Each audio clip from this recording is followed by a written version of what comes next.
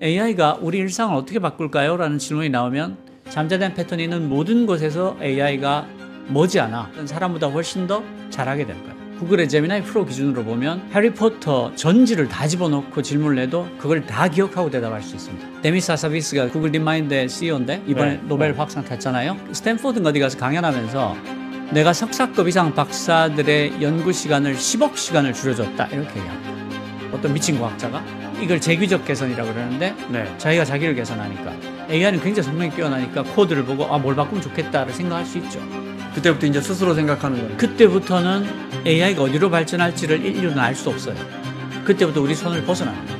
그런 식으로 없는 본능을 갖게 만든다면 그럼 아주 희박한 가능성이지만 AI가 인류와 다투게 될 가능성은 있죠. 심층 인터뷰 시작합니다. 기자 김원자입니다. 올해 노벨 물리학상과 화학상 모두 전통 화학자나 물리학자가 아니고 AI를 이용한 기술을 개발한 사람 또는 AI와 관련된 이론을 연구한 분들에게 돌아갔어요. 저는 그런 말도 들어본 적이 있어요. AI가 기존의 모든 학문들을 분해하고 해체해서 다른 학문으로 만들 것이다. 뭐 이런 이야기까지 들어본 적이 있었는데 스마트폰이 처음 나온 게 2011년쯤 됩니다. 이게 뭐 곧 우리 미래가 될 것이다 했는데 불과 2, 3년 안에 2013년, 2014년에 우리 일상이 됐습니다. 그냥. 그리고 지금 이제 우리가 스마트폰 없이는 못 살게 됐죠. 이분은 AI가 내년 말쯤에, 빠르면 내년 말쯤에 우리 일상이 될 것이라고 이야기하십니다. 지금 우리 국민들의 거의 AI 일타 강사가 되신 박태웅 녹서포럼 의장 모셨습니다. 어서 오십시오. 안녕하십니까. 네. 책이 나와서 네네. 책을 빌미로 모셨고요. 예. 감사합니다. 오늘 첫 시간입니다. 감사합니다. 그 말씀은 오늘 부족하면 또 모시겠다는 뜻입니다. 어마어마하게 팔린 걸로 알고 있는데 또 새 책이 나왔단 말은 어찌 보면 그 사이에 시장이나 기술이 많이 또 바뀐 거죠. 굉장히 바뀌었습니다. 그러니까 그 첫 번째 책보다 이게 2배 두꺼워졌거든요. 네. 그만큼 많이 바뀌었습니다. 네. 어느 정도나 바뀌었다고 예를 들자면 그러니까 챗GPT가 나온 지가 지금 1년 10개월 정도 됐거든요. 근데 그 뒤에 얼마나 많이 버전업이 됐냐면 챗GPT, GPT-4, GPT-4 터보, GPT-4 옴니까지 나왔죠. 그리고 O1. 5원은 챗GPT 이름을 쓰지 않고 5원이라고 하더라고요. 5원은 추론에 특화된 AI인데요. 네. 그게 단계적인 추론, 그 논리적 사고를 하는데 특화된 AI인데 왜 얘는 GPT라는 이름을 붙이지 않았을까? 네. 보시면 GPT는 계속 뒤에 버전 숫자를 올립니다. 챗GPT가 3.5 버전이고요. GPT-4, GPT-4 터보, GPT-4 옴니, 그리고 갑자기 5원으로 빠져요. 원래대로라면 GPT-5가 나와야 되죠. 근데 왜 5원으로 빠졌냐면 GPT-4까지 와서 여기서 추론까지 굉장히 잘한 어떤 AI를 만들고 싶은데 여기서 바로 올리지 못해서 옆으로 빼서 실험을 한 거예요. 그러니까 얘를 얘하고 결합하는 데는 아직 성공하지 못한 거예요. 그래서 GPT-4 옴니의 성능을 모두 갖고 있으면서 추론까지 더 잘하게 되는 게 GPT-5가 될 거예요. 오픈AI에서는 아마 내년쯤 내놓을 목표를 갖고 있을 텐데 내년에 과연 나올 수 있을지 없을지 저도 잘 모르겠습니다. 그러면 챗GPT 4 옴니한테 제가 예를 들어 박태웅의 AI 강의를 이어령 선생님 문체로 좀 바꿔가지고 이어령 선생님 책 다 집어넣고요. 이미 들어가 있을 학습돼 있을 수도 있고 그 문체로 좀 바꿔서 사파는 뭐 일본에서 제일 잘 팔린 AI 강의책 거기 사파 좀 넣어가지고 하나 만들어줘 하면 뚝딱 나오죠. 그렇게 할 수 있을 것 같습니다. 이어령 선생님 책이 워낙 많으니까 학습 데이터로도 충분할 것 같고요. 그 문체는 따올 수 있을 것이고요. 그렇죠. 그런 인문학적 표현을 넣어서 거기다가 그 입력창의 크기가 굉장히 커졌어요. 구글의 제미나이 프로 기준으로 보면 해리포터 전지를 다 집어넣고 질문을 해도 그걸 다 기억하고 대답할 수 있습니다. 입력창이 그 정도로 커졌어요. AI 시대, AI 혁명, AI가 뭐 술자리에서 친구들도 잘 모르면서 저희도 산업 지형을 바꿀 것이다. 일자리 시장 자체를 흔들 것이다. 이야기를 하다가 너는 뭐 쓰니? 안 쓰는데? AI 시대가 내년 말쯤에 오신다고 예상을 하셨는데 온다면 어떤 형태로 오고 그렇게 빨리 오는 이유가 있을까요? 그 AI 시대라고 할 때 가지게 되는 잘못된 이미지들이 있습니다. 예를 들어서 아직은 AI를 쓰고 있지 않지만 이런 생각을 갖게 되잖아요. 그렇지 않습니다. 지금도 AI를 쓰지 않는 날이 하루도 없습니다. 모든 사람이 하루에 몇 번이고 AI를 쓰고 있습니다. 어떤 방식으로요? 신기하시죠? 그 옛날에 네. 필름 카메라 시절에는 일출 사진을 찍는 건 굉장한 기술이 있는 사람이었습니다. 일몰 사진을 찍는 건 굉장히 기술이 있는 사람이었어요. 야간 사진을 프레시를 안 터뜨리고 찍는 사람은 굉장히 기술이 있는 사람이었어요. 근데 지금 스마트폰으로 누구나 그 사진을 찍죠. 이게 어떻게 가능할까요? 예를 들어서 밤에 네. 이렇게 찍으면 환하게 나오죠. 이게 어떻게 찍는 거냐면 조도를 다르게 해서 수십 장을 순식간에 찍어요. 각기 다른 조도로. 그걸 사진 하나를 합칩니다. 그런 사진이 고루고루 밝은 밤 사진이 나와요. 마치 낮에 찍은 것처럼 보이잖아요. 이거 AI가 하는 겁니다. 그리고 우리가 안면 인식을 하잖아요. 이렇게 해도 되고 저렇게 해도 되고 금방 되죠. 이거 AI가 하는 겁니다. 운전하다가 문자 오면 음성으로 대답하고 그거 AI가 하는 겁니다. 지문 인식 AI가 하는 겁니다. 이게 머신러닝이에요. 그러니까 우리가 이미 AI를 쓰지 않고는 몇 시간도 버틸 수 없는 그런 시간이 들어와 있어요. 온갖 곳에서 쓰이고 있다. 그게 이제 사실에 훨씬 가깝고요.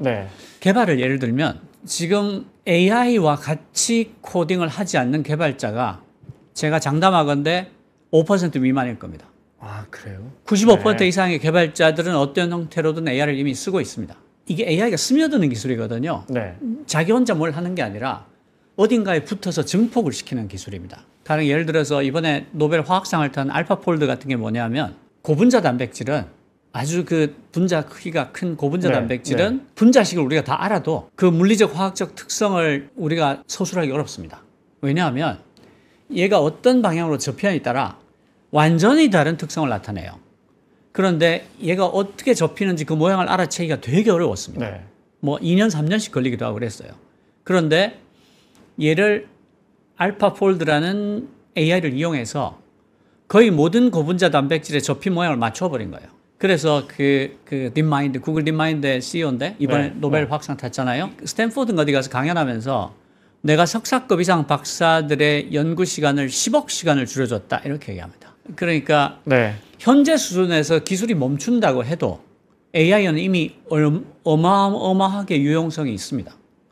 근데 지금 보시면 1년 10개월이 지났는데 챗GPT가 지금 GPT-4 Omni 01까지 갔거든요. 지금 챗GPT 처음 버전을 써보시면 얘 왜 이렇게 멍청하지 이런 느낌이 들 거예요. 불과 1년 얼마 사이에. 1년 10개월 만에. 지금 이제 각 빅테크 업체들이 경쟁하듯이 AI를 자기 자사들 모델을 만들고 있는데 현재 그러면 이 오픈 AI가 만든 챗 GPT가 제일 앞서간다고 할 수 있습니까? 아니면 이제 우리가 쓰기에 이제 기술력도 워낙 여러 가지 관점이 있겠지만 우리가 쓰기에 예를 들어 이제 쉽게 스마트폰이라면 그래도 뭐 갤럭시하고 아이폰이 좀 앞서가고 있지 않습니까? 그죠? 그렇게 따지면 우리가 쓸 수 있는 AI의 그 생활형 모델들은 어떤 게 있고 그 중에 어떤 게 제일 앞서가고 있습니까? 그 생성형 인공지능들이 우리한테 제일 많이 알려져 있죠. 그러니까 그 시장 점유율로 보면 챗GPT가 압도적입니다. 시장 선점을 하고 있고요. 성능만 놓고 보면 엔트로픽이라는 회사가 있습니다. 오픈 AI에 있던 핵심 개발자들이 나가서 만든 회사인데 그 회사의 클로드 3.5라는 게 아주 훌륭합니다. 시판돼 있고요. GPT-4 옴니하고 비교해도 안 밀립니다. 그리고 구글의 제미나이 프로도 아주 훌륭한데 사용성이나 이런 걸 보면 일단 만족도는 약간 떨어지지만 제미나이 프로는 주변에 점점 쓰는 사람들이 늘어납니다. 성능은 뭐 거의 비슷하다고 볼 수 있고요. 그렇게 이제 상용 서비스가 세계가 아마 3대 천왕이다 이렇게 해도 될 것 같고 그 다음에 프랑스의 미스트랄, 페이스북의 라마 3.1이 오픈소스 쪽에서는 메타가 만든 굉장히 잘하는 회사 이름 메타죠. 서비스는 페이스북이고 그리고 이제 일론 머스크가 그 AI 회사를 또 만들었어요. 거기서 만든 그 AI도 거의 성능이 챗GPT급이다 이렇게 평가받고 있어요. 일상이 바뀔 거라는 건 누구나 다 알아. 예를 들자면 의장님이 보시기에 가까운 시기에 또는 몇 년 안에 요렇게 바뀔 것이다. 몇 가지 예만 좀 들어주실 수 있을까요? 좀 길게 설명을 드리면 그 AI가 무엇을 하는 물건인가부터 이해를 해야지 이런 일을 하는 물건이구나. 그러면 이런 분야에 영향을 미치겠네라고 알 수 있거든요. 그 자료 2페이지를 혹시 보여주시겠어요? 의장님이 준비해 오신 보면 AI를 처음에는 엑스퍼트 시스템, 전문가 시스템이라고 해서 그 가령 뭐 고양이 사진을 가려내라라는 주제가 있다면, 과제가 있으면 고양이의 특징을 사람이 한 줄씩 다 써줬습니다. 털이 있고 어쩌고 코에 수염이 있고 어쩌고 쭉 다 써줘서 네. 이 체크리스트를 가지고 몇 점 이상이면 네가 고양이라고 판별을 해라. 그러니까 고양이 사진을 가려내는 전문가죠. 그렇게 만들려고 했어요.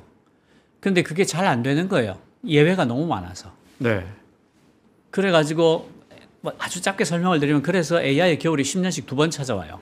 그 비선형 문제는 풀 수 없다부터 시작해서 뭐 여러 가지 이유들이 있어서, 그러다가 이제 캐나다 토론토대의 제프리 힌턴 교수팀이 인간의 뉴런의 작동 방식을 베껴서 네. 딥러닝이라는 모델을 만들어요. 네. 네. 얘는 굉장히 많은 연산량을 필요로 했는데 그때 마침 대규모 병렬 연산을 기가 막히게 하는 GPU라는 게 발명이 된 거예요. 엔비디아의 네. GPU. 이 두 개가 맞물리면서 지금 우리가 보고 있는 AI의 붐이 일어났어요. 그 알파고 같은 네. 수많은 기보를 자기가 계속해서 학습해가지고 답을 찾아내는. 네. 그 딥러닝은 그 전까지하고 완전 다른 접근법을 취합니다. 가령 고양이를 사진을 가려내라라는 과제가 있다고 치면, 고양이 사진을 10만 장을 받았어요. 그 10만 장을 다 컴퓨터한테 집어넣고 이 사진들 간의 모든 차이점을 네가 다 뽑아내라. 네. 그러면 차이점이 1000만 개가 나올 수도 있고 1억 개가 나올 수도 있고 10억 개가 나올 수도 있죠. 관계없어요. 그냥 설명의 편의상 1억 개가 나왔다고 합시다. 네. 그러면 이 차이점, 특징들 중에 어떤 게 그런지는 모르겠지만 어떤 것은 고양이라는 잠재된 패턴과 밀접한 관계가 있을 거예요. 어떤 것은 그다지 관계가 없고 어떤 것은 아무 관계가 없겠죠. 네. 그 차이점, 특징들을 이렇게 뽑아냈어요. 그래서 이 차이점, 특징들에게 가중치를 매깁니다. 그러니까 그 관련이 깊은, 패턴과 관련이 깊은 특징이 어떤 건지는 모르겠지만 그걸 찾아내서 높은 가중치를 주고, 그다지 관계가 없는 데는 낮은 가중치를 주고, 아무 관계 없는 그 특징들에 0점을 주는 겁니다. 이렇게 가중치의 점수를 매기는 것을 매개변수라고 불러요. 네. 그 파라미터라고 하죠. 그러면 여기는 1억 개의 매개변수가 있는 인공지능이 되는 거예요. 그리고는 이 가중치를 하나 바꾸고 전체를 돌려보고 하나 바꾸고 전체를 돌려보고 해서 1억 개의 가중치를 계속 조정해가면서 10만 장에 대해서 계속 돌리는 겁니다. 이게 인간의 탈혈수는 할 수 없는 계산인데 이 딥러닝과 GPU는, 특히 A100이라는 GPU는 1초에 312조 번 이상 더하기 빼기를 하거든요. 엔비디아가 만든. 예. 네. 1초에 312조 번 이상 더하기 빼기를 합니다. 그러니까 얘한테는 1억 장의 그 1억 개의 특징을 서로 다른 특징을 가진 10만 장의 사진을 돌리는 게 그렇게 큰 계산이 아닌 거예요. 그렇게 돌리면 어느 순간 고양이를 기가 막히게 가려내는 가중치 조합이 나타납니다. 그러니까 이 발견의 과정이죠. 계속 바꿔서 돌려가면서. 그러면 더 이상 가중치를 바꾸지 않습니다. 이 가중치 조합을 확정을 해요. 네. 그리고는 이걸 그냥 고양이 사진을 가려내는 데만 쓰는 겁니다. 앞의 과정을 학습, 트레이닝이라고 하고, 찾아낸 가중치 조합을 가지고 고양이 사진을 가려내는 것을 추론이라고 해요. inference. 추론은 inference고 학습은 트레이닝이에요. 그렇게 해서 기가 막히게 잘 작동하는 AI를 만들어내는 겁니다. 그러니까 찾아내는 과정이죠.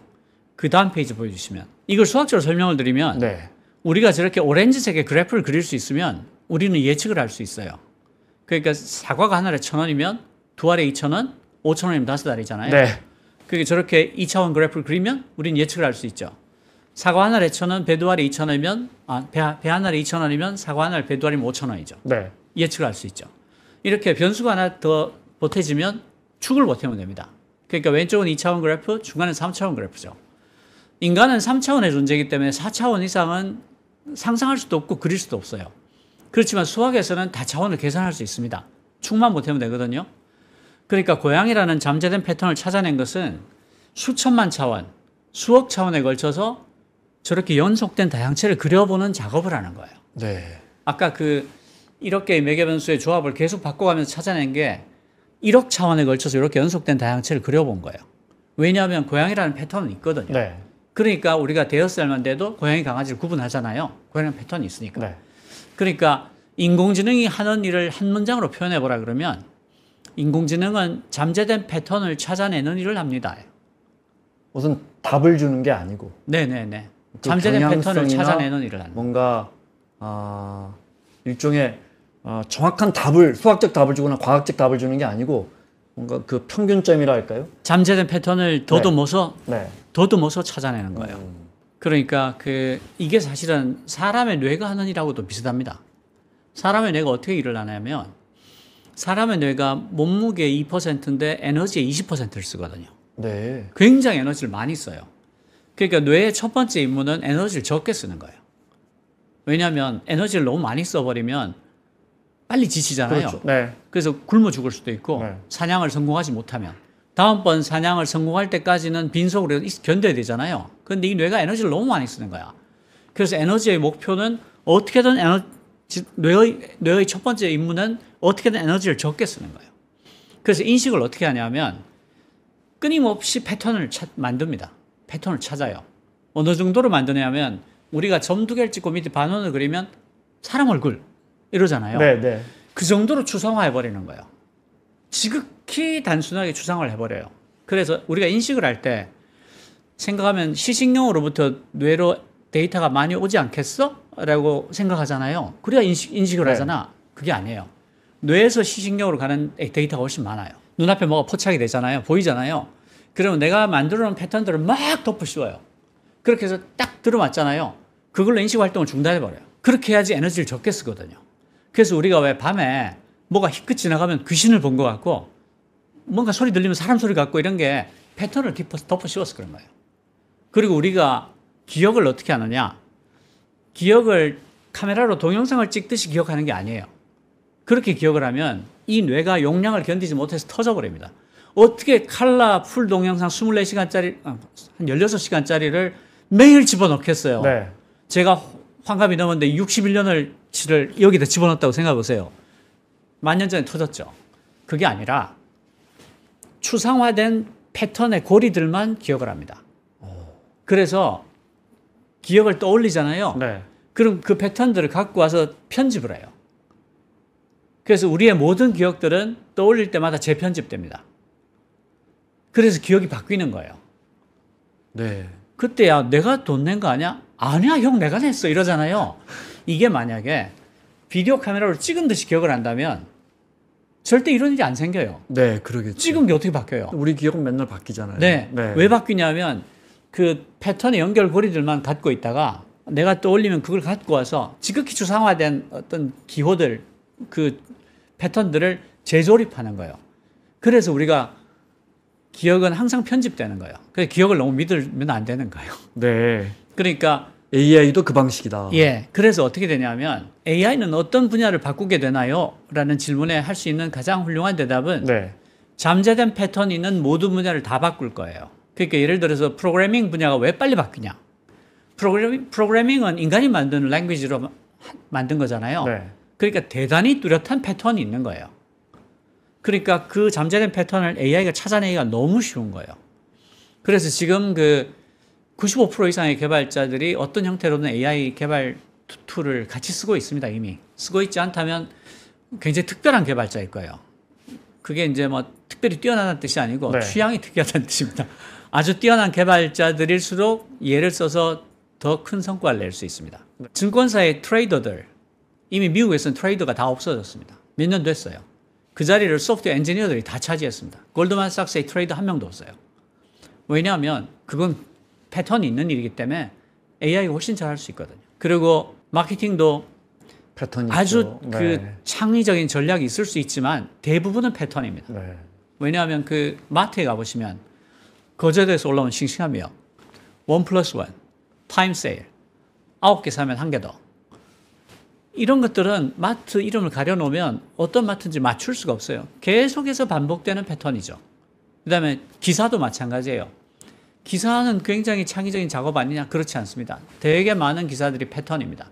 일기예보, 농구 시합 결과, 야구 시합 결과, 주식시장 동향 이런 것들은 그 기사를 쓰는데 필요한 데이터만 주어지면 AI가 사람만큼 잘 쓸 수 있습니다. AI가 우리 일상을 어떻게 바꿀까요? 라는 질문이 나오면 잠재된 패턴이 있는 일들이 어떤 일이 있을까요? 라고 물어보면 됩니다. 잠재된 패턴이 있는 모든 곳에서 AI가 머지않아 사람 못지않게 혹은 일부 분야에서는 사람보다 훨씬 더 잘하게 될 거예요. 러브스토리 영화 한 500개를 집어넣어가지고 거기서 일반된 패턴이 있다. 연인들이 만나서 사랑에 빠지는 장소와 그 공간과 뭐 이벤트의 패턴이 있다. 그걸 뽑아달라. 그래서 마케팅하면서 얼마든지 이용할 수 있을 텐데. 네, 그럴 수 있습니다. 네. 네. 만약에 그걸 가지고 500개 영화를 합쳐서 한국식의 정서를 집어넣어서 영화 시나리오 하나 줘 했을 때, 네. 그것이 인간이 창작한 건지 AI가 조립한 것인지 예. 우리가 구별할 수 있습니까? 구분 못 합니다. 구별하려는 노력은 하고 있습니까? 제도적으로는? 그 제도적으로는 하려고는 하는데 굉장히 네. 느립니다. 기본적으로 안 될 것 같은데요? 그래서 네. 그 뭐 워터마크를 딱 찍을까요? 뭐 얼마 이렇게. 전에 네. 그 유엔에서 세계적인 AI 과학자들을 모아서 네. AI 안전성에 관한 리포트를 쓰게 했습니다. 그래서 그게 나온 게 있는데 그 리포트가 뭐냐면 AI가 지금 현재 가지고 있다고 간주되는 위험들에 대해서 막을 수 있는 단일한 처방은 없다. 여러 개의 조처들을 중첩해서 쓰는 수밖에 없다. 그래도 다 막진 못하겠지만 우리는 노력해야 된다가 그 리포트의 결론입니다. AI로 만든 가짜는 AI로 가려낼 수 없고요. 사람이 봐도 알 수 없습니다.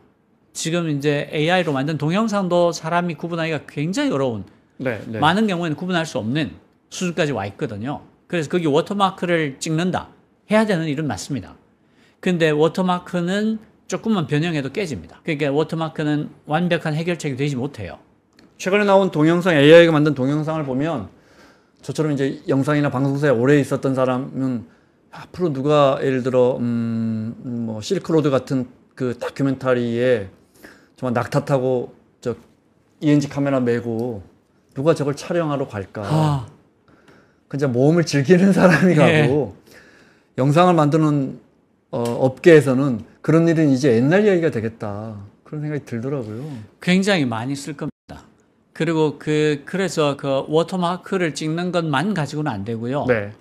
그 거대 AI를 만드는 회사에다가 이게 범죄나 조작에 쓰이지 않도록 네가 사전에 필터를 걸어라 라는 요구도 해야 되고요. 이게 두 번째 조치가 되겠죠. 세 번째로는 그런 그 조작된 영상을 가지고 범죄 행위를 저지른 사람한테 징벌적 배상제를 하거나 아니면 그걸 소지하고 있는 사람에게도 어떤 페널티를 주거나 이런 식의 여러 가지 조처들을 복합적으로 해야지 어느 정도 막을 수 있다라는 게 그 리포트의 결론입니다.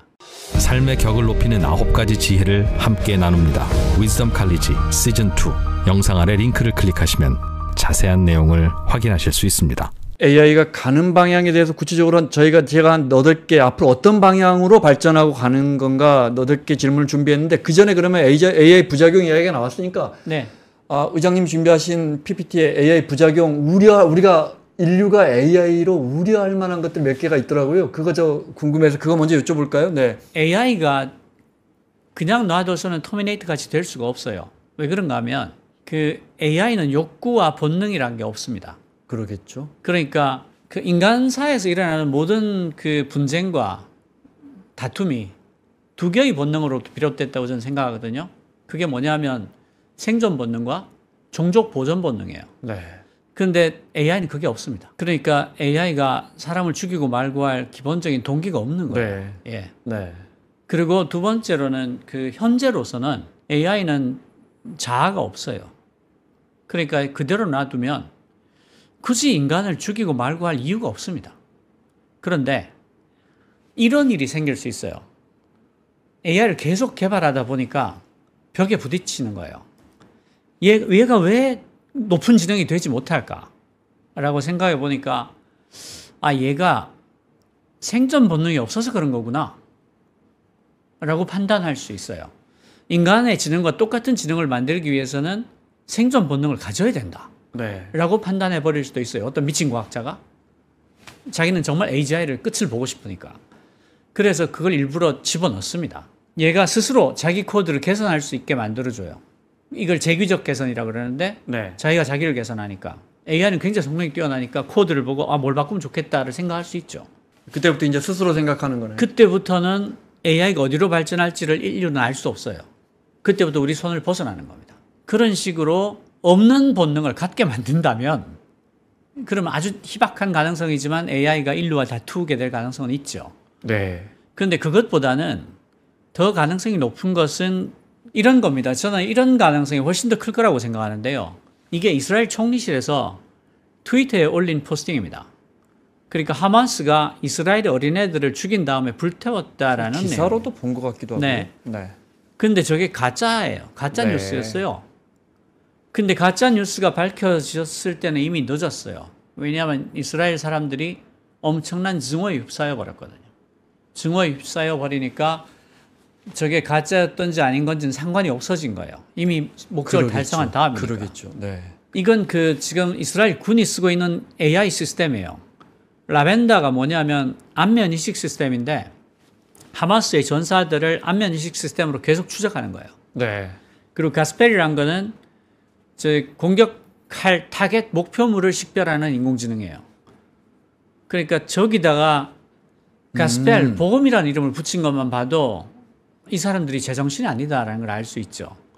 사람 죽이는 시스템인데 복음이라고 예. 돼 있네요. 네, 가스펠. 그리고 이스라엘 군 당국에서 공식적으로 인정하는 라벤다의 정확도가 90%입니다. 그러면 가스펠도 90%라고 쳐요. 그럼 어떤 하마스가 얼굴 인식을 해서 저 건물에 들어갔고 그 건물도 하마스가 움직이고 있다는 어떤 데이터가 있다면 예. 그것을 인식해서 가스펠과 저 라벤다가 같이 작동해서 미사일을 네. 팡 때리겠군요. 팡 때리는데 팡 때리는 게 미사일 같은 게 아니에요.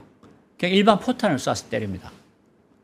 그러니까 명중률이 상당히 떨어지겠죠. 정확도가. 네, 네. 그것도 90%라고 치자고요. 네. 그러면 라벤다 90%, 가스펠 90%, 멍청이 폭탄 90% 하면 0.9 곱하기 0.9 곱하기 0.9죠. 네.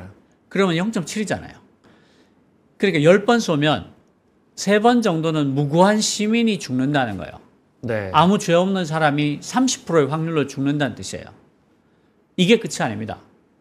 이스라엘 군이 정한 같이 죽여도 되는 시민의 수가 있어요. 하마스 전사가 계급이 낮을 때는 얘를 죽이기 위해서 30명 정도를 같이 죽여도 된다. 아주 계급이 높으면 100명까지 같이 죽여도 된다라는 기준을 갖고 있어요. 내부적으로. 그리고 어쨌든 그 시스템을 작동하려면 누군가 그 기준을 입력해야 되니까. 그렇죠. 주로 하마스 전사가 퇴근해서 집에 갔을 때 공격을 합니다. 그래서 일가족이 몰살을 해요. 그래서 국제형사재판에서 이스라엘과 하마스의 고위 리더들을 소송을 기소를 합니다. 네. 그래서 지금 전 세계 국제형사재판에 참가해 있는 어떤 나라로도 이 사람들은 여행을 할 수 없어요. 가면 즉시 체포됩니다. 이건 일본의 이온이라는 슈퍼마켓 체인 네, 사례인데요. 네. 이온은 아시죠? 일본 가셨으면 안 볼 수가 없잖아요. 워낙 많이 있으니까. AEON 쓰는 네네네네. 브랜드. 네, 네. 여기가 미스터 스마일이라는 AI 시스템을 이용해서 전 직원의 얼굴을 계속 감시합니다. 그래서 얼굴에 미소 점수가 일정 기준 미만이면 경고를 해요. 저 비슷한 거 본 거 있습니다. 이건 좀 심한데, 네. 그 커피 전문점에서 카메라가 영상으로 직원들 해서 정확히 숫자를 머리 위에 쓰더군요. 그래서 제가 그날 커피를 127잔을 만들었으면 제 머리 위에 127, 128. 이거 패턴이 있으니까 아주 기본적인, 아주 쉽죠. 아주 쉬운 거죠. 네. 근데 문제는 두 가지 문제가 있는데 얼굴 표정을 보는 것으로 정확히 그 사람의 감정을 알 수 없다는 건 확인된 사실입니다. 어떤 네, AI 시스템도 얼굴 표정만 가지고는 정확히 감정을 판단할 수 없다는 건 확인된 사실이에요. 왜냐하면 인간의 감정이 너무 미묘하기 때문에. 그 사람마다 근육이 움직이는 게 다르니까. 그러니까 저 시스템은 현실적으로 맞지 않는 시스템이에요. 과학적으로.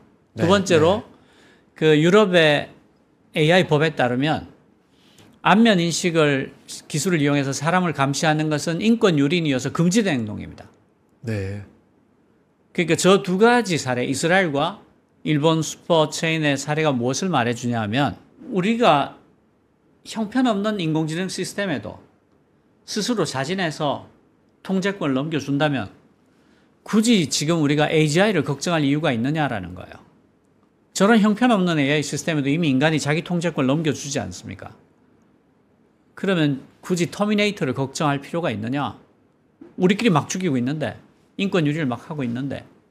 그런데 저 경우에서 예를 들어 90%라고 가정하셨으니까. 네네네. 아니 가정이 아니라 그 이스라엘 군 당국에서 밝힌 그래요? 거예요. 네. 라벤다의 정확도는 90%다. 그런데 AI 기술이 발전하고 또 테크닉이 발전하면 그게 이제 99가 될 거고 어느 날 99.9가 될 거고 지금 AI가 위험한 건 AI가 위험해서가 아니고 AI가 내놓은 자료가 그 결론이 부정확해서 그 부정확한 비율이 높아서 근데 그게 점점 이제 정교화되면 기술이 발전하고 99.99999 되면 저런 부작용은 없어질 거 아니에요.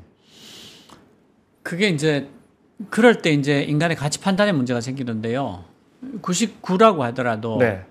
한 명은 억울한 사람이 죽잖아요. 네. 그거는 전쟁 범죄거든요. 그건 살인이잖아요.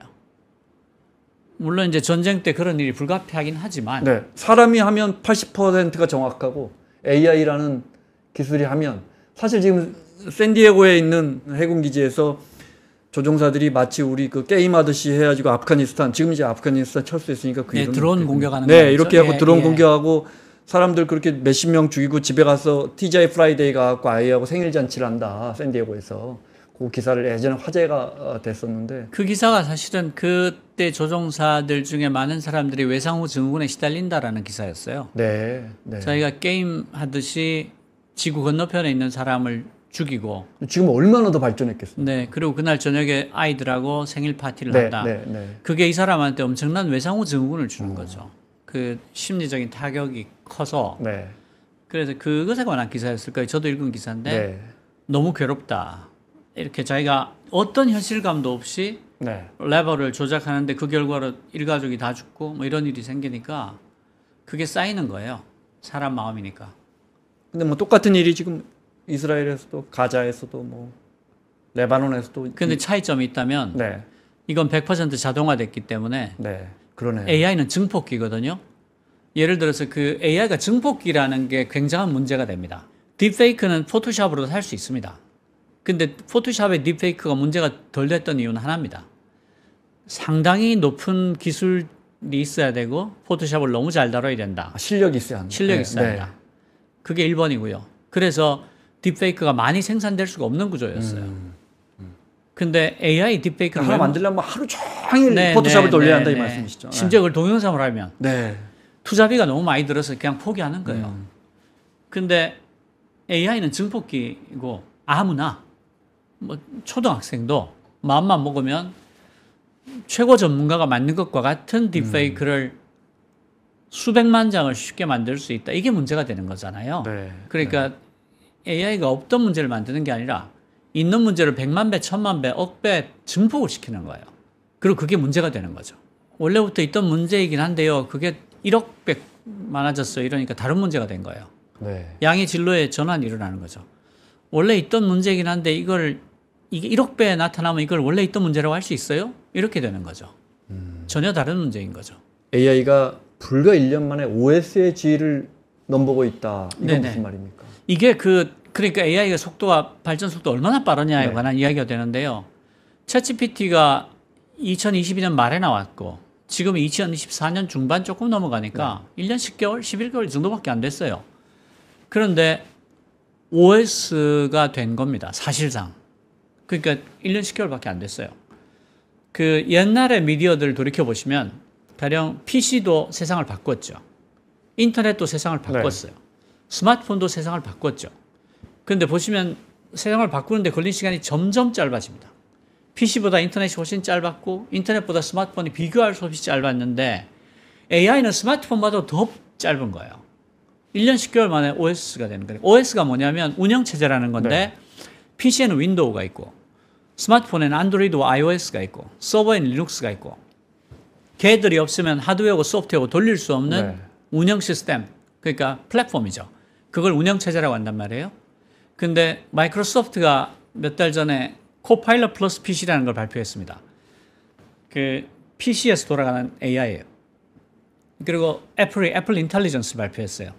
iOS 위에서 돌아가는 AI예요. 네. 구글은 이미 젠마를 안드로이드 폰 최신형에는 다 집어넣고 있어요. 그리고 거기 API는 SDK를 다 제공을 해서 앞으로 나오는 소프트웨어들은 전부 다 AI하고 연동하는 소프트웨어가 됩니다. 그러니까 내년 말만 되면 내년 말까지만 가도 어떤 형태로든 AI하고 연동하지 않는 소프트웨어를 찾는 게 훨씬 힘들어져요. 그런 점에서 AI가 OS가 된다는 겁니다. AI하고 연동하지 않는 소프트웨어를 찾는 게 훨씬 더 힘들어지니까. 그런데 그때까지 걸리는 기간이 1년 10개월 정도밖에 되지 않는다. 그러니까 엄청나게 빠르다. 기술의 속도가. 그래서 AI가 OS가 되고 있다라고 말씀드리는 거예요. 기술적인 거라 그러니까 AI가 OS의 기능과 쉽게 연결된다는 말씀이세요. 그러니까 우리가 노트북 열고 하면 이제 저 OS가 있어야 할 거 아닙니까? 그죠? 네.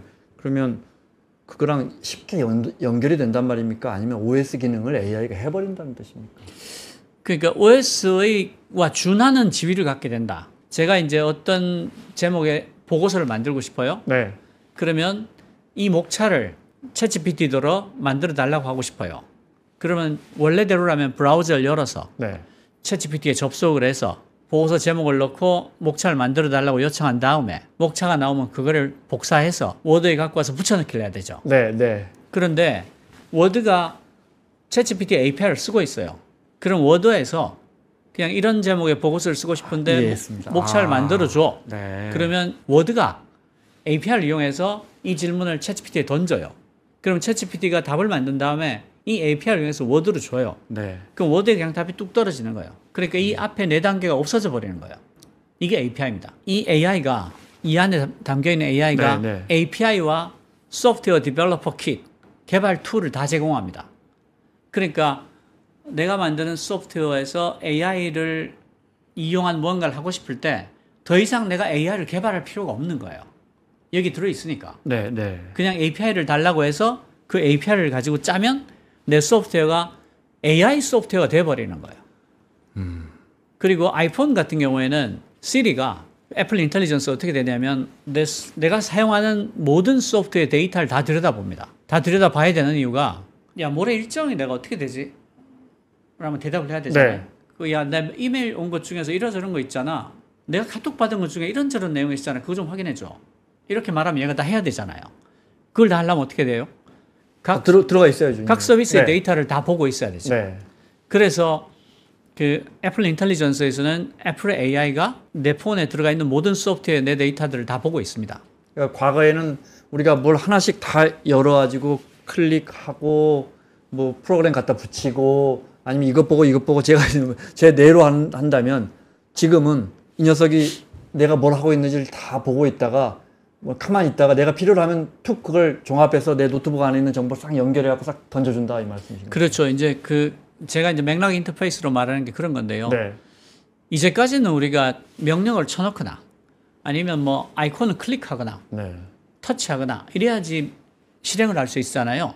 그런데 그 노트북과 스마트폰에 AI가 이미 깔려 있다면 얘는 내가 보는 걸 얘가 보고 있는 겁니다. 내 맥락을 공유하고 있어요. 네. 그러니까 예를 들어서 아이패드로 내가 수학 문제를 풀고 있다가 사인 값을 까먹었어요. 그러면 그냥 묻는 겁니다. 야, 삼각형에서 어느 변에서 어느 변을 나눠야지 이게 사인 값이 되는 거야? 라고 물으면 어떤 입력도 하지 않았죠. 근데 내가 보는 화면을 얘가 보고 있는 거예요. 그러니까 얘는 내가 무슨 말 하는지 알아요. 그 질문의 맥락을 공유하고 네. 있는 거죠. 네. 그래서 그냥 사인 값을 알려줍니다. 그리고 구글이 그 자기들 안드로이드 폰 데모하면서 굉장히 재밌는 걸 했는데 폰을 꺼내가지고 그냥 이렇게 창밖을 비추는 거예요. 여기 어디니? 라고 물어요. 그러니까 내가 보는 걸 얘가 보는 거죠. 근데 구글은 구글 맵을 갖고 있고 구글 맵은 전 세계 스트리트 뷰를 다 갖고 네. 있잖아요. 그러니까 창문을 비추면 얘가 너 지금 런던의 킹스 크로스에 있네? 하고 킹스 크로스에 대한 설명을 시작합니다. 이게 맥락 인터페이스예요. 그냥 내가 내 맥락을 얘가 공유하는 거예요. 그래서 얼마 전에 왜 페이스북에서 안경형 AR 기기 발표한 거 혹시 보셨어요? 못 봤습니다. 그러니까 안경형 AR을 발표했어요. 네. 그러니까 내가 지금 보고 있는 화면이 이게 모니터가 되는 거고요. 그리고 내가 보고 있는 걸 얘도 보고 있어요. 그래서 이를테면 내가 어떤 기계를 조립하고 있어요.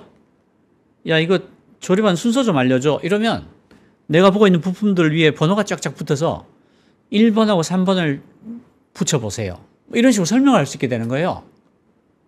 웨어러블 하게 되는 거예요. 예, 웨어러블 하게 돼서 완전히 나랑 맥락을 같이 하는 거죠. 그러니까 제가 생각할 때는 AI에 가장 어울리는 디바이스는 나랑 24시간 맥락을 공유하는 디바이스고요. 그런 점에서 이 안경은 굉장히 훌륭한 후보예요.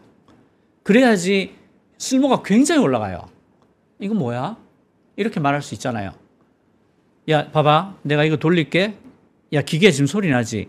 이게 정상적인 소리야? 고장이 난 소리야? 이런 걸 물을 수 있게 되는데 얼마나 편해요. 그리고 제가 생각할 때 이건 그냥 제 생각인데 네. 안경형 그 기계, 안경형 디바이스 기기에 그치지 않을 거라고 생각해요. 정말 맥락을 공유하고 싶으면 사람의 신체의 약점이 뭔지 아세요? 뒤통수에 눈이 없는 거예요. 네. 네. 네. 네. 그런데 네. 뭐 렌즈 하나 달고 연결하면 되겠는데요. 렌즈를 여기 네. 시키면 인간이 뒤도 볼 수 있잖아요. 그 얘가 엄청 똑똑한데 나랑 맥락을 공유하지 않습니까? 그러니까 안경 형태로만 만드는 것은 굉장히 인간적인 생각이에요. 뒤통수에 눈 있으면 더 좋지 않아? 그렇잖아요. 뒤통수에 눈 있으면 뒤통수 맞을 일이 없지. 그러니까 제가 생각할 때는 안경형 기기라는 것은 굉장히 인간적인 상상력이다. 사실은 그 정말 편한 기기가 되려면 뒤도 볼 수 있어야 될 거다. 그러니까 안경형에서 한 칸 더 나간 어떤 기기가 나오지 않을까? 근데 핵심은 뭐냐면 맥락을 공유한다. 네. 이게 핵심이 될 거고요. 그게 AI 기기의 가장 큰 특징 중에 하나가 될 거예요. 네. 맥락을 공유한다. 네. 그리고 앵커도 쉽게 하겠는데요, AI는? 맥락 예를 들어 의장님이 했던 강의들 AI 뭐 그거 한 강의 한 20개 네. 합치고 책 집어넣고 저라는 사람의 질문 패턴만 있으면 그러면 남은 10분 동안의 질문은 아주 러지컬하게 나오겠는데요? 이미 나와 있습니다. 구글에서 네. 노트북 LM이라는 AI를 최근에 내놨거든요. 이게 굉장히 쓸모가 있습니다. 이게 어떤 거냐면 그 우리가 읽기 싫어하는 게 매뉴얼이잖아요. 네. 어떤 기계에 매뉴얼이 왔어요. 읽기 싫어요. 그럼 이걸 노트북 LM에 넣습니다. 그러면 얘가 9분 이하의 팟캐스트로 만들어줍니다. 그 이를테면 내가 기아 EV3를 샀어요. 네, 네, 네. 기아 EV3를 샀는데 매뉴얼이 너무 두껍잖아. 읽기 싫단 말이야. 혹은 네. 사려고 하는데 얘가 어떤 종류가 있는지 모르겠어. 그러면 그 설명한 캐탈로그를 집어넣으면 얘가 9분 정도의 팟캐스트로 만들어주는 거예요. 그러니까 이제 남자 여자 둘이서 이 매뉴얼에 관해서 대화를 해요. 자, 오늘은 기아 EV3에 대해서 알아볼까요? 이러면 몇 가지 트림이 있죠? 그러면 이런 네 가지 트림이 있는데요. 각 트림의 특징을 알아볼까요? 이러면 쭉 하고 쭉 나오는 거예요. 그러면 이렇게 딴짓하고 있으면서 그걸 네. 이렇게 귀로 들으면 EV3는 몇 번째 트림을 사는 게 나한테 제일 좋겠구나. 그거 알 수 있고요. 논문을 읽을 때도 그 논문을 얘한테 집어넣으면 얘를 또 대화하는 팟캐스트로 만들어줘서 이 논문은 어떤 논문이죠? 주제가 뭐예요? 어떻게 그런 주장을 하게 됐나요? 뭐 이런 식으로 쭉 다 풀어주는 거예요. 그게 노트북 LM인데 지금 말씀하신 게 이미 구현이 돼 있고요. 네. 사람들이 그것에 대해서 굉장히 재밌어하고 있습니다. AI가 우리가 흔히 이제 도구가 아니고 네네. 파트너라고 표현하셨던가요? 네. 함께 하는. 예. 네. 그건 무슨 뜻입니까? 그게 무슨 뜻인가 하면 그 AI가 지금 챗GPT를 예로 들어보면 챗GPT는 5조 개의 문서를 학습했어요. 네. 그래서 5조 개 문서 안에 있는 내용은 거의 다 압축 기여라고 있어요. 그러니까 세상의 모든 일을 어지간히 안다는 뜻이죠. 그리고 맥락을 이해합니다. 그러니까 GPT-4o라면 챗GPT보다 훨씬 더 많은 문서를 학습했고 훨씬 성능이 뛰어나고 맥락도 더 잘 공유해요. 그러니까 얘를 어떻게 생각하면 되냐면 쓰는 도구가 아니라 내 파트너라고 생각할 때 최고의 효율을 꺼낼 수 있어요. 그러니까 이게 지금 프롬프트, 질문 잘하는 법에 관한 책들이 많이 나오잖아요. 네. 그 책들이 놓치고 있는 부분이 있다고 생각하는데 그게 뭐냐면 하나의 굉장히 훌륭한 질문을 어떻게 만드느냐를 주로 가르칩니다.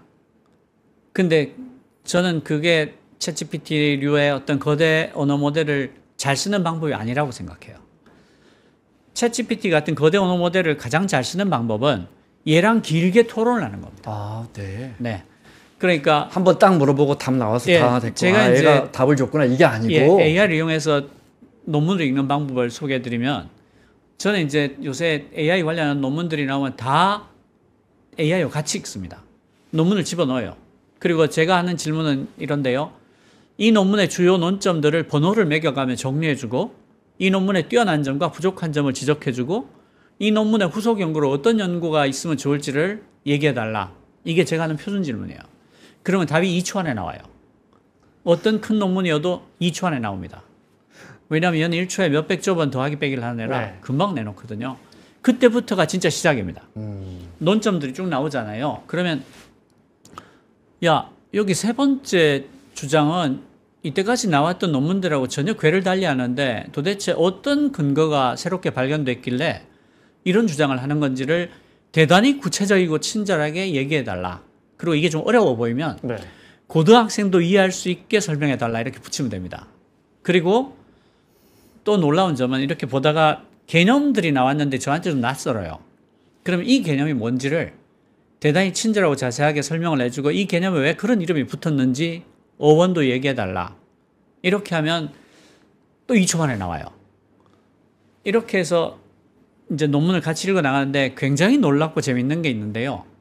어떤 논문이든지 대여섯 번 이렇게 질문 답변을 하고 나면 네. 이해가 됩니다. 그러니까 그 시간이 이렇게 하면 굉장히 오랜 시간이 걸릴 것 같지만 대체로 5분 안에 끝나요. 네. 왜냐하면 얘 답은 2초 만에 나오기 때문에 내가 그걸 생각하고 다시 묻는 시간이 걸리는 거지.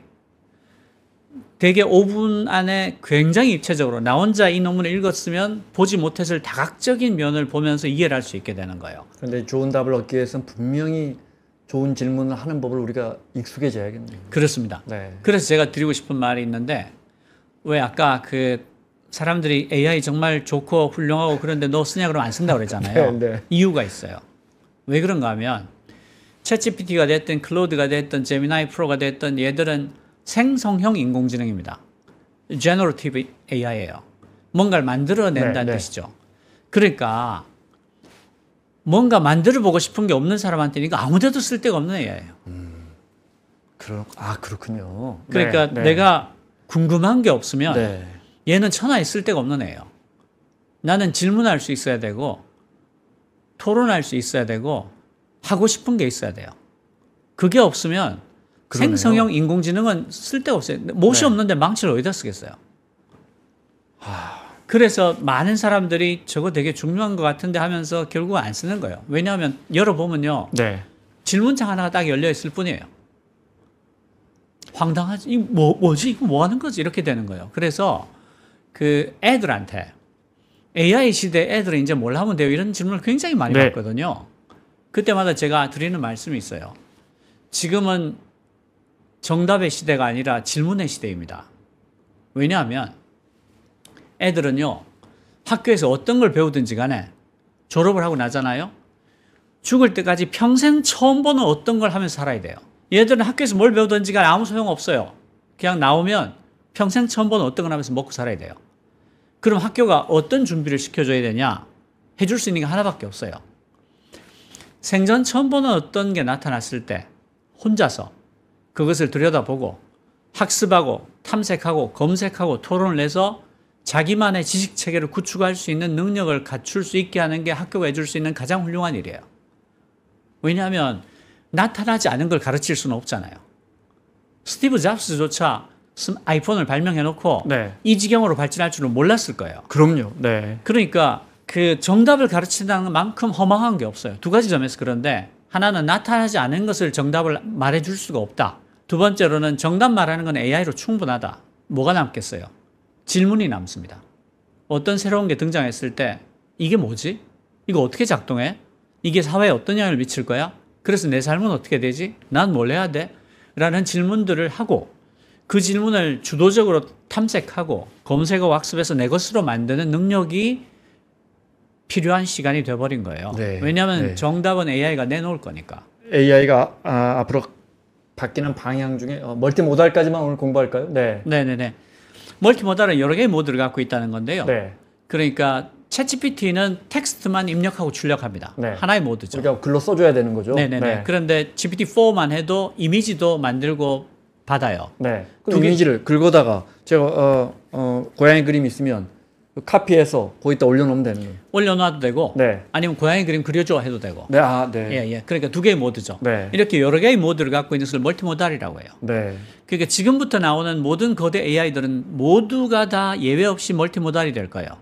왜냐하면 일단 입력창 자체가 뭐 있다시만 하겠네요. 예. 네. 아니요, 입력창은 작아도 되죠. 드롭다운 하면 되니까. 아, 네, 네, 네. 그러니까 그 무슨 뜻인가 하면 몇 가지 이유가 있어요. 하나는 우리가 갖고 있는 데이터들이 대부분 복합 데이터들입니다. 글만 있는 데이터보다는 그 안에 그래프도 있고 그림도 있고 표도 있고 뭐 오디오, 비디오가 들어가기도 하고 그러잖아요. 그러니까 만약에 텍스트만 처리하는 AI라면 쓸모가 굉장히 떨어지는 거예요. 내가 갖고 있는 데이터들은 대부분 복합 데이터인데 이걸 집어넣을 방법이 없네? 그럼 이 AI 못 쓰잖아요. 그러니까 장사를 하고 싶으면 멀티모달이 돼야 돼요. 두 번째 이유는 네. 학습 데이터가 다 떨어졌어요. 챗GPT가 5조 개 문서를 학습했잖아요. 라마 3.1이 챗GPT의 몇십 배의 데이터를 학습했거든요. 그러니까 세상에 더 이상 읽을 데이터가 남아있지 않아요. AI 성능이 이렇게 올라가면 네. 학습 데이터도 이렇게 늘어나야 되는데 우리가 텍스트 데이터를 그렇게 빨리 못 만들잖아요. 네. 그래서 학습 데이터가 고갈이에요. 근데 우리한테는 동영상이 있죠. 동영상이 텍스트보다 양이 훨씬 많잖아요. 그러니까 멀티모달을 하게 되면 학습 데이터가 고갈됐다는 걱정을 할 필요 없이 계속 AI를 학습시킬 수가 있어요. 그리고 세 번째 가장 근본적인 이유가 있어요. 인공지능은 인간의 지능을 인공적으로 만들자는 시도잖아요. 인간의 지능이 어떻게 발전해 왔나를 보자는 거죠. 책을 읽어서 발전했냐? 그럴 리가 없잖아요. 네. 오감을 통해서 들어오는 모든 훨씬 데이터들이 더 많겠죠. 인간의 지능을 네. 발전시키는데 기여한 거죠. 심지어 촉감까지. 네. 그러니까 인공지능을 만들고 싶다면 멀티모달이 아니면 안 되는 거예요. 처음에는 학습의 편의상 책으로 시작했지만 네.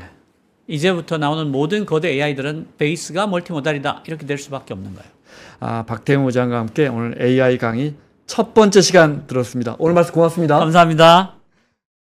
무려 6,000명이 넘는 어른들이 모여 세상의 변화를 읽으며 기회를 모색했던 그곳 위즈덤 칼리지가 교보문고와 함께 돌아왔습니다. 70여 시간의 커리큘럼, 대한민국 최고의 전문가 16명이 함께합니다. 투자와 경제, 임형록, 정채진, 조영무, 박석중, 국제, 강성용, 최준영, 신은철, 심리, 김경일, 서은국, 예술, 전원경, 테크, 권석준, 도시, 김시덕, 과학, 김범준, 창의, 최이나, 여기에 월가의 전문가, 펀드스트랩 창업자 톰 리, 그리고 스노우폭스 그룹 창업자 김승호 회장과 함께하는 스페셜 세션까지 최저 수강료 그리고 최대 혜택의 시기 얼리버드 마감 전 지금 수강 신청하십시오. 영상 아래 링크를 클릭하시면 자세한 내용을 확인하실 수 있습니다.